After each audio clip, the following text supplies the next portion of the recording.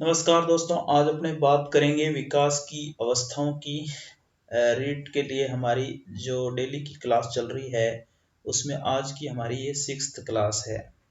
हम रीट के लिए बाल विकास को पढ़ रहे हैं और ये हमारी आज की 6th क्लास है। इससे पहले 5 क्लास हो चुकी हैं। आज की इस क्लास में हम पढ़ेंगे विकास की अवस्थाएं।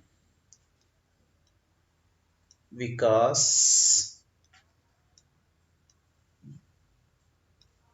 की अवस्थाएं, विकास की अवस्थाएं यानी कि स्टेट्स ऑफ डेवलपमेंट। विकास की अवस्थाओं की बात करें तो जन्म से लेकर मृत्यु तक विकास की अनेक अवस्थाएं हैं, जिनमें रीट के लिए हम चूंकि बाल विकास को पढ़ने वाले हैं तो यहाँ पर हम बाल विकास से संबंधित ही अवस्थाओं की बात करेंगे, यानी कि सिर्फ किशोरावस्था तक की बात करते हैं। तो सबसे पहली अवस्था अगर हम देखें तो सबसे पहली अवस्था होती है गर्भकाल। इसको हम गर्भकाल भी कहते हैं, गर्भकाल, या इसको गर्भावस्था भी कहा जाता है। गर्भावस्था, गर्भकाल या गर्भावस्था का समय होता है गर्भाधान से जन्म तक। गर्भाधान से जन्म तक जो समय होता है, गर्भाधान से जन्म तक, ये जो समय होता है इसको गर्भकाल या इसको गर्भावस्था भी कहा जाता है। इसकी अवधि जो होती है वो 280 दिन होती है, या हम इसको कहते हैं 9 माह का ये समय होता है। 9 माह या 280 दिन गर्भाकाल, गर्भकाल या गर्भावस्था होती है। दूसरी अवस्था की बात करें तो यहाँ पर शुरू होती है शेषवावस्था। यहाँ पर हम बात करेंगे दूसरी अवस्था की, ये शेषवावस्था होती है और शेषवावस्था का समय होता है जन्म से 3 वर्ष। जन्म से लेकर 3 वर्ष का जो समय होता है वो शेषावस्था कहलाता है। कई किताबों में आपको 5-6 साल मिलता है, जो कि गलत है। जन्म से लेकर 3 वर्ष की अवस्था जो होती है वो शेषावस्था है। सीटेट 2012 में ये क्वेश्चन पूछा भी गया है। इसके बाद हम बात करते हैं तीसरी अवस्था की, और तीसरी अवस्था है हमारे पास बाल्यावस्था। बाल्यावस्था जो होती है इसका सही समय क्या होता है? इस बाल्यावस्था को हम 2 भागों में बांट सकते हैं। एक होती है पूर्व बाल्यावस्था, एक होती है पूर्व बाल्यावस्था, जिसका सही समय होता है 3 से लेकर 6 वर्ष। पूर्व बाल्यावस्था, जिसे खिलौनों की अवस्था भी कहा जाता है, ये 3 से 6 साल होती है। लेकिन एक बाल्यावस्था और होती है जिसको हम उत्तर बाल्यावस्था कहते हैं, और ये 6 साल से लेकर 12 साल तक की होती है। तो हम बाल्यावस्था को 2 भागों में बांटते हैं। एक पूर्व बाल्यावस्था जो कि 3 से 6 साल की होती है, और 6 से 12 वर्ष की जो अवस्था होती है उसको हम उत्तर बाल्यावस्था कहते हैं। चौथी अवस्था हमारे पास है किशोरावस्था। किशोरावस्था, हमें किशोरावस्था तक ही पढ़ना है क्योंकि बाल विकास के तहत किशोरावस्था तक ही अध्ययन करना है हमें। तो यहाँ पर अब हम बात करते हैं किशोरावस्था की। किशोरावस्था जो होती है ये 12 वर्ष से शुरू होती है और 18 वर्ष तक चलती है। 18-19 साल तक की जो अवस्था होती है इसको हम किशोरावस्था कहते हैं। अभी चूंकि किशोरावस्था को घटा दिया गया है, 16 वर्ष तक कर दिया गया है, लेकिन फिर भी जो मनोविज्ञान में बताई गई है किशोरावस्था वो 12 साल से लेकर 18 साल तक की होती है। फिर इस किशोरावस्था के संबंध में भी विभिन्न छोटे मोटे तथ्य हैं, उनको भी देख लेते हैं। यहाँ कहा जाता है कि प्रारंभिक जो किशोरावस्था होती है, प्रारंभिक किशोरावस्था जो होती है, प्रारंभिक किशोरावस्था, इसको कहाँ से कहाँ तक माना गया है? इसको 12 से लेकर 15 वर्ष तक माना गया है। लेकिन ये 12 से 15 वर्ष तक जो प्रारंभिक किशोरावस्था है ये लड़कों के लिए मानी गई है। और जो लड़कियां होती हैं उनकी प्रारंभिक किशोरावस्था जो है वो कौन सी मानी गई है, उसको हम 11 से 14 साल देखते हैं। 11 से लेकर 14 वर्ष की अवस्था जो होती है ये लड़कियों के लिए प्रारंभिक किशोरावस्था मानी जाती है। और उसके बाद बात करें तो पूर्व किशोरावस्था जो है वो कौन सी है, ये तो प्रारंभिक किशोरावस्था है। पूर्व किशोरावस्था की बात करें तो ये पूर्व किशोरावस्था 15 से लेकर 17 साल तक की होती है, या लड़कियों में 14 से लेकर 17 वर्ष तक की होती है। और आगे की बात करें जो उत्तर किशोरावस्था है, उत्तर किशोरावस्था की बात करेंगे तो ये जो है 17 साल से लेकर 18 साल तक होती है। 18-19 साल तक की जो अवस्था होती है इसको उत्तर किशोरावस्था कहा जाता है। तो यहाँ पर हमने मोटे मोटे रूप से देख लिया इन अवस्थाओं की सही एज क्या होती है, इस एज को जाना है, इन अवस्थाओं के बारे में भी हम जानेंगे। तो हम रीट की 6th क्लास में आज पढ़ रहे हैं बाल विकास। बाल विकास के तहत हम पढ़ रहे हैं विकास की अवस्थाएं। और अवस्थाओं में पहली अवस्था है गर्भकाल या गर्भावस्था कहा जाता है। ये इसका समय होता है गर्भाधान से लेके जन्म तक, या इसको 280 दिन या 9 माह का समय कहते हैं।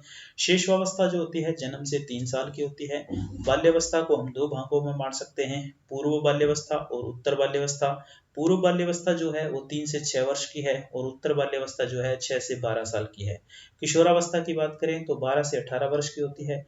प्रारंभिक किशोरावस्था लड़कों में 12 से 15 साल की होती है और लड़कियों में 11 से 14 साल की होती है। बाद में बात करें पूर्व किशोरावस्था की तो ये 15 से 17 साल होती है और उत्तर किशोरावस्था 17 से 18 साल होती है। आगे बात करें तो इसके बाद युवावस्था आ जाती है।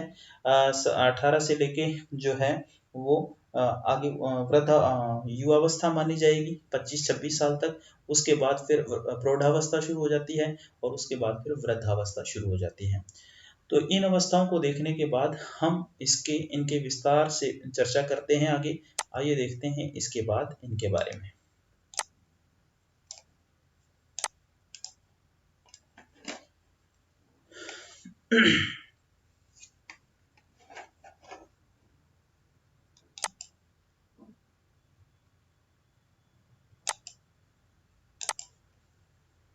अब हम इनके बारे में विस्तार से बात करें तो सबसे पहले हम बात करने वाले हैं गर्भावस्था की।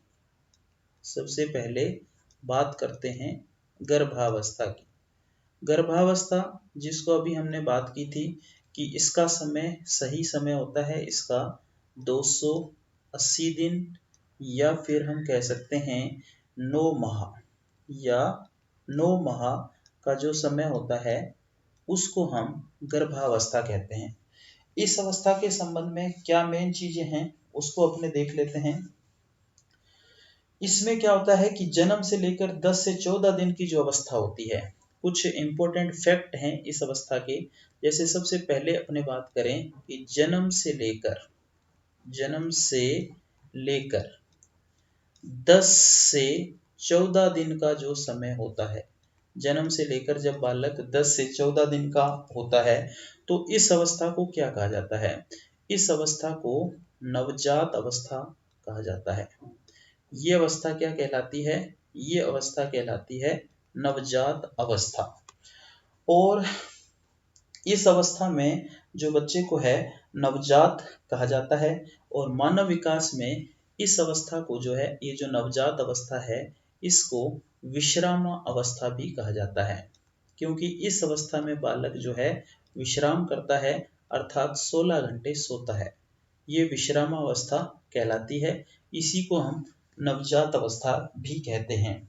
और नवजात शिशुओं के आकार की बात करें कि इनका ये जो नवजात शिशु हैं, नवजात शिशु का आकार कितना होता है, अगर हम बात करें नवजात शिशु के आकार का, नवजात शिशु का आकार, अगर इसके आकार की बात करें तो दोस्तों नवजात शिशुओं का आकार की बात करें तो 19.5 या 20 इंच होता है।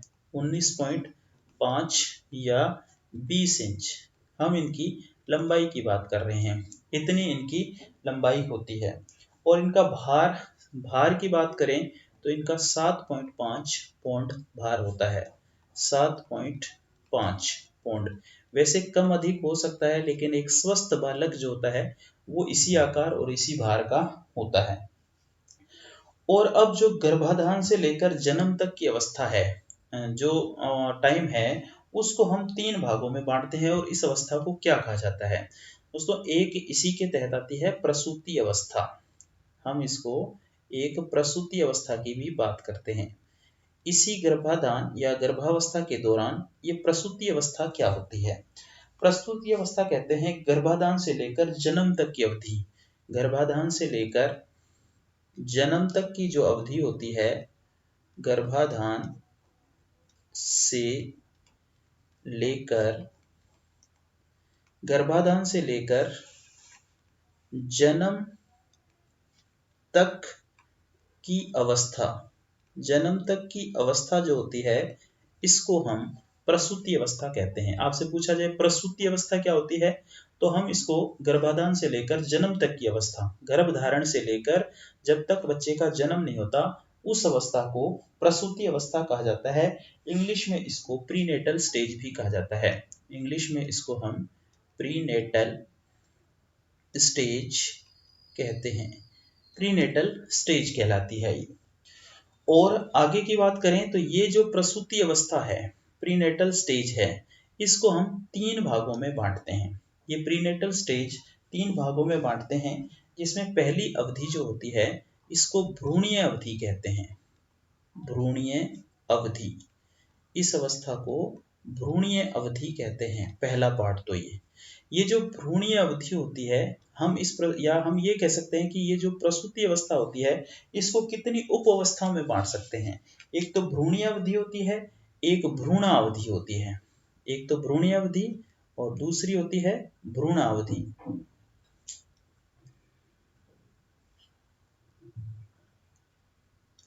भ्रूणीय अवधि और दूसरी है भ्रूणावधि। भ्रूणावधि। और जो तीसरी अवस्था, इसकी उपअवस्था होती है, उसको हम बोलते हैं फेटल अवधि। फेटल अवधि। देखो, इस प्रसूति अवस्था जिसको प्रीनेटल स्टेज कहा गया है, इसका सही समय क्या है?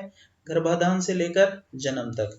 हम इस प्रसूति अवस्था को 3 उपअवस्थाओं में बांटते हैं। पहली अवस्था भ्रूणीय अवधि, दूसरी भ्रूणावधि, तीसरी फेटल अवधि।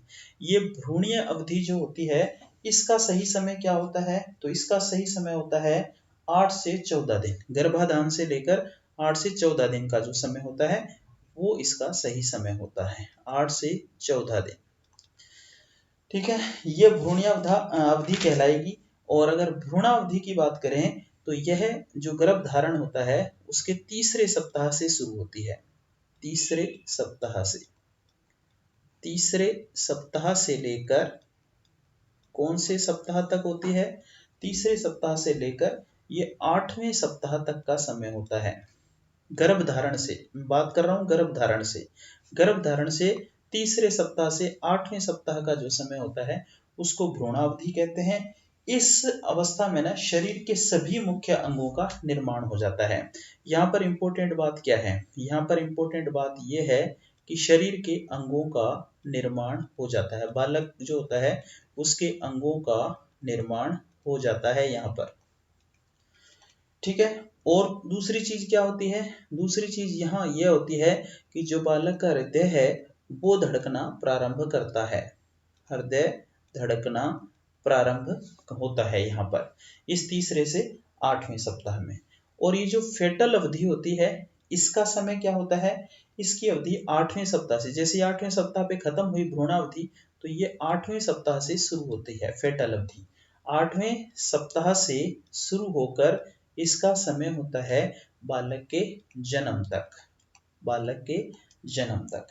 तो यहाँ पर जो है, इस अवधि में शरीर के जो अंगों का निर्माण हो रहा था, इस दूसरी अवधि में यहाँ शरीर के सभी अंग कार्य करना शुरू कर देते हैं। शरीर के सभी अंग कार्य करना शुरू कर देते हैं। शरीर के सारे अंग कार्य करना शुरू कर देते हैं। तो आइए देखते हैं इस गर्भावस्था को वापस। जो ये हम अवस्थाएं पढ़ रहे हैं उसमें ये पहली अवस्था है गर्भावस्था। 280 दिन या 9 माह का समय होता है। जन्म से लेकर 10 से 14 दिन का समय जो होता है वो नवजात अवस्था कहते हैं। इसको हम विश्राम अवस्था भी कहते हैं। नवजात शिशु के आकार की बात करें तो 19.5 या 20 इंच होता है। भार की बात करें तो 7.5 पौंड होता है। प्रसूति अवस्था भी होती है। प्रसूति अवस्था गर्भाधान से लेकर जन्म तक की अवस्था है। इसको प्रीनेटल स्टेज भी कहा जाता है। 3 उप अवस्थाओं में बांटा गया है, 1, 2 और 3। पहली अवस्था है भ्रूणीय अवधि। इसको 8 से 14 गर्भ धारण से 8 से 14 दिन का समय होता है। दूसरी होती है भ्रूणावधि। ये तीसरे सप्ताह से 8वें सप्ताह तक होती है। इसमें हृदय धड़कना प्रारंभ कर देता है और अंगों का निर्माण होता है। फेटल अवधि होती है फिर 8वें सप्ताह से लेकर जन्म तक। इसमें सभी शरीर के जितने भी अंग हैं वो कार्य करना प्रारंभ कर देते हैं। तो यहाँ पर बात हुई गर्भावस्था की। अब आगे हम बात करेंगे शेषवावस्था की। इस शेषवावस्था में क्या होता है, शेषवावस्था का सही समय क्या होता है।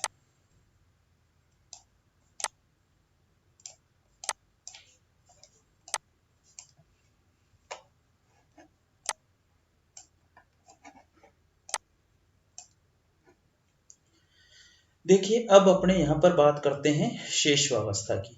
दूसरी अवस्था शेषवावस्था। शेषवावस्था शेषवावस्था जैसे कि मैंने आपको बता दिया कि ये जन्म से लेकर 3 वर्ष का समय होता है। जन्म से लेकर 3 वर्ष का समय होता है। मैं फिर बता दूं आपको, कई बुक्स में आपको दे रखा है 5 से 6 साल। ऑथेंटिक बुक नहीं मानी जाएगी उनको, क्योंकि ये शेषवावस्था जन्म से लेकर 2.5 से 3 साल की होती है। 2.5 वर्ष भी हो सकता है, 3 वर्ष भी हो सकता है। ईसीटेट 2012 में क्वेश्चन आया भी हुआ है। इस अवस्था को कई उपनामों से भी जाना जाता है, जैसे कि इसे जीवन का महत्वपूर्ण काल भी कहा जाता है। जीवन का महत्वपूर्ण काल, जीवन का महत्वपूर्ण काल कहा जाता है। और इसे सीखने का आदर्श काल भी कहा जाता है। ये अवस्था जो है, इस अवस्था का दूसरा नाम ये है, उपनाम, इस सीखने का आदर्श काल। सीखने का आदर्श काल भी इसी अवस्था को कहा जाता है और जीवन का महत्वपूर्ण काल भी इसे कहा जाता है। और आगे कहा जाता है कि इसे भावी जीवन की आधारशिला भी कहा जाता है। भावी जीवन की आधारशिला। इस अवस्था को भावी जीवन की आधारशिला भी कहा जाता है। तो ये महत्वपूर्ण इसके संबंध में नाम है कि जीवन का महत्वपूर्ण काल किसे कहा जाता है, शेषवावस्था को। सीखने का आदर्श काल कौन सा है, शेषवावस्था। भावी जीवन की आधारशिला क्या है, शेषवावस्था। तो यहाँ पर कुछ विद्वानों के कथन भी हैं जो कि कई बार शिक्षक भर्ती परीक्षाओं में आ चुके हैं। जैसे कि पहला कथन हम क्रो एंड क्रो का जानते हैं। क्रो एंड क्रो ने शेषवावस्था के लिए क्या कहा है देखते हैं। इन्होंने कहा 20वीं शताब्दी बालक की शताब्दी है। ये शिक्षक भर्ती परीक्षा में क्वेश्चन आ चुका है कि 20वीं शताब्दी बाल विकास के संबंध में इन्होंने क्या कहा है। 20वीं शताब्दी को किसकी का शताब्दी कहा जाता है, बालक की शताब्दी। 20वीं शताब्दी बालक की शताब्दी है, बालक की शताब्दी है। और 20वीं शताब्दी को बालक की शताब्दी कहा क्यों है इन्होंने, क्योंकि ये कहते हैं कि 20वीं शताब्दी में मनोवैज्ञानिकों ने बालक और उसके विकास की अवस्थाओं के संबंध में अनेक गंभीर और विस्तृत अध्ययन किए हैं, इसलिए 20वीं शताब्दी को बालक की शताब्दी कहा जाएगा। दूसरा कथन जो है वो है एडलर महोदय का। एडलर क्या कहते हैं बाल विकास के संबंध में, इनका कथन भी देख लेते हैं। कथन पूछा जा सकता है, जैसे कि क्रो एंड क्रो का ये कथन पूछा गया है। एडलर कहते हैं कि बालक के जन्म के कुछ समय बाद यह निश्चित किया जा सकता है कि जीवन में उसका क्या स्थान है। क्या कहते हैं ये, बालक के जन्म के कुछ समय बाद, कुछ समय का मतलब कुछ महीनों से है, कुछ समय के बाद यह निश्चित किया जा सकता है, यह निश्चित किया जा सकता है कि भावी जीवन में उसका क्या स्थान है। भावी जीवन में उसका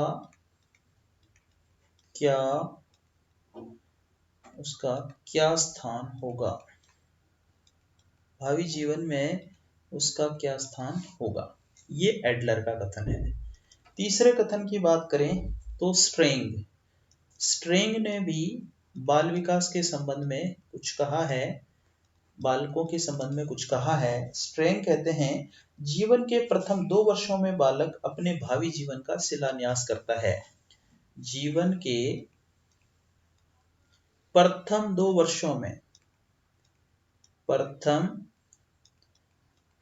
वर्षों में यानी कि शिशुअवस्था की बात हो रही है।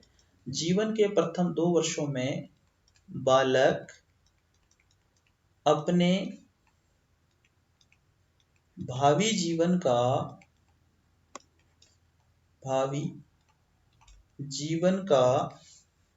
शिलान्यास करता